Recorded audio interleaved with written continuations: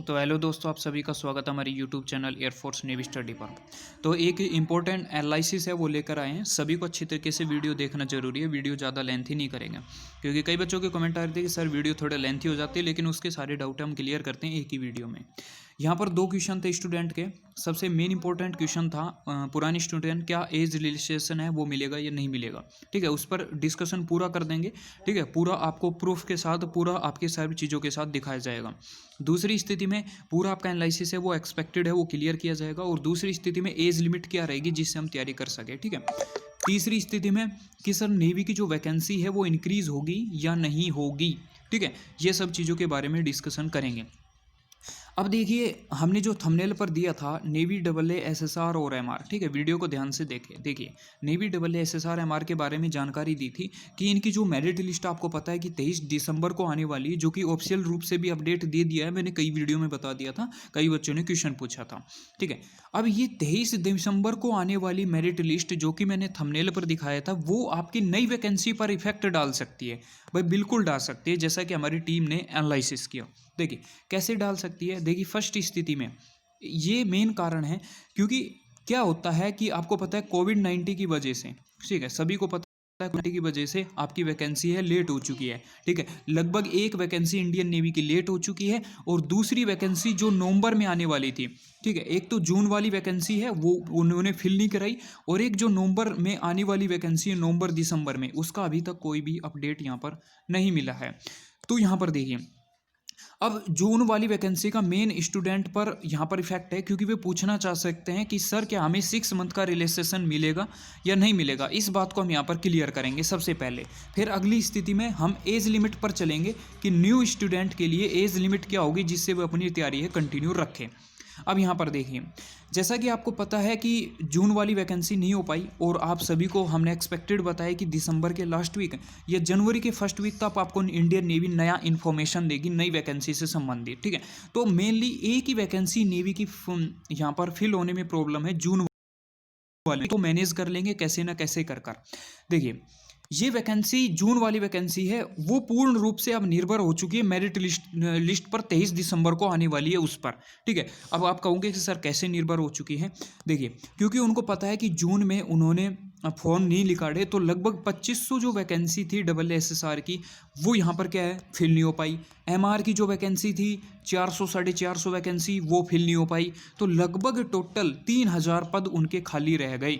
किस कारण? जून वाली वैकेंसी में कोविड-19 की वजह से। अब भाई ये फिल कैसे हो? या तो नई वैकेंसी जो अब दिसंबर के लास्ट वीक या जनवरी में इंफॉर्मेशन आएगी उससे फिल हो सकते हैं। उनको बच्चों को या तो एज रिलैक्सेशन दिया जाना चाहिए, यदि एज रिलैक्सेशन उनको नहीं दिया जाए, या फिर इस जून वाली वैकेंसी को पुरानी मेरिट लिस्ट के आधार पर ही फुल फिल कर लिया जाए। यानी कि जो आपका फरवरी में एग्ज़ाम हुआ था, फरवरी 2019 में एग्ज़ाम हुआ था, उस डाटा के हिसाब से उनको फुलफिल कर लिया जाए, जो कि अभी उनका आपको पता है फिलहाल ही कुछ समय पहले PFT चल रहा था।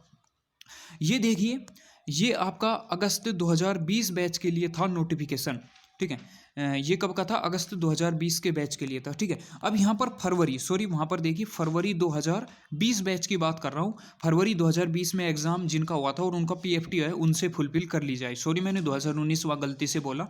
अब यहाँ पर देखिए, अब ये था आपका कब का? ये कब का था? अगस्त बैच का, यानी कि जो यह अगस्त बैच के लिए था।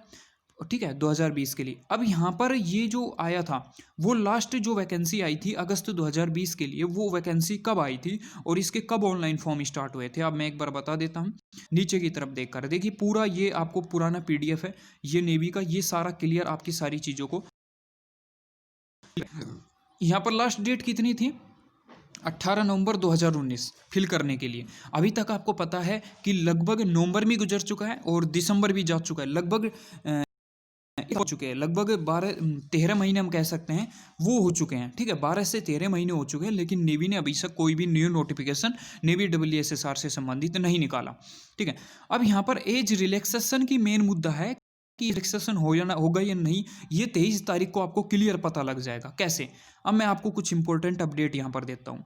यहाँ पर देखिए,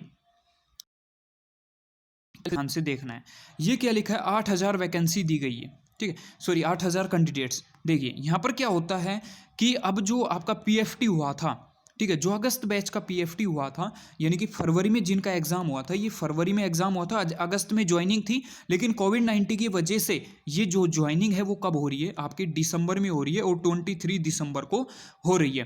क्योंकि इस दिसंबर में या जनवरी में तो आपका जून वाली बैच की दोबारा से मेरिट लिस्ट आ जाती है।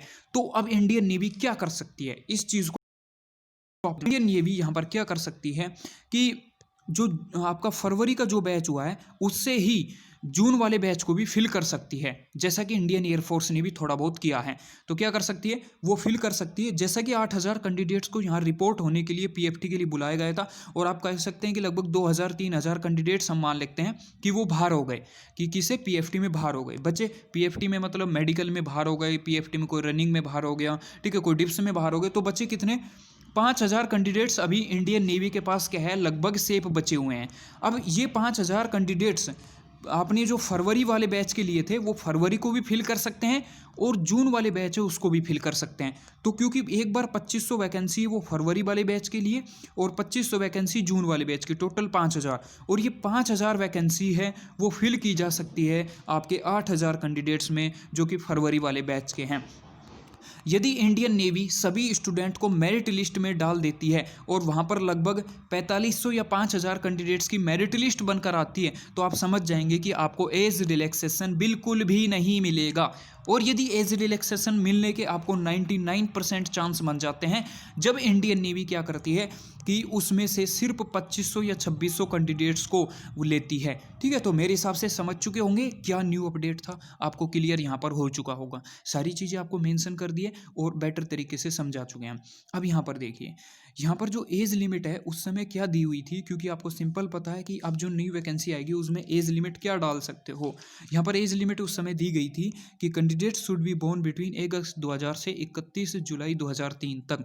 अब 1 साल हो चुकी है, यदि दिसंबर या जनवरी में वैकेंसी आती है तो यहाँ पर क्या हो जाएगा, 1 अगस्त 2001 हो जाएगा और 31 जुलाई 2004 हो जाएगा। यानी कि न्यू वैकेंसी के लिए 1 अगस्त 2001 से लेकर 31 जुलाई 2004 तक ये हो जाएगा।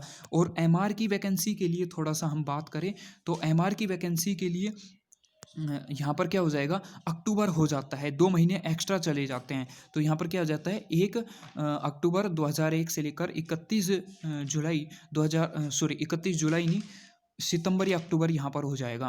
ठीक है, तो मेरे हिसाब से क्लियर आप समझ चुके होंगे। ये यदि आपको एज रिलैक्सेशन नहीं मिलेगा, यदि एज रिलेशन आपको मिलता है तो 1 फरवरी क्या हो जाएगा, 1 फरवरी 2001 से लेकर 1 फरवरी 2001 से लेकर और आपको लगभग वहाँ पर जो चला जाएगा एक वहाँ पर जनवरी है जो कि 25 जनवरी या कुछ 2004 तक चला जाएगा। ठीक है, तो मेरे हिसाब से क्लियर समझ चुके होंगे कि ये वीडियो बनाने का पर्पज़ क्या था।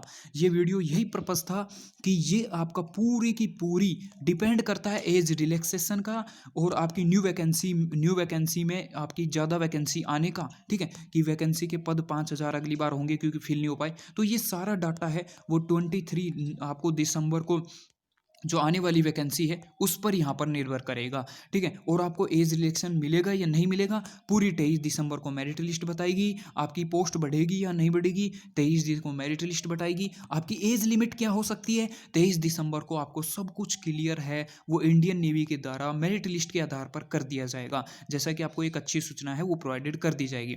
तो आपको अच्छा लगा तो, क्योंकि हर एक चीज़ आपको न्यू इन्फॉर्मेशन देने की कोशिश की जाती है और हम चाहते हैं कि सभी स्टूडेंट को एज रिलैक्सेशन मिले।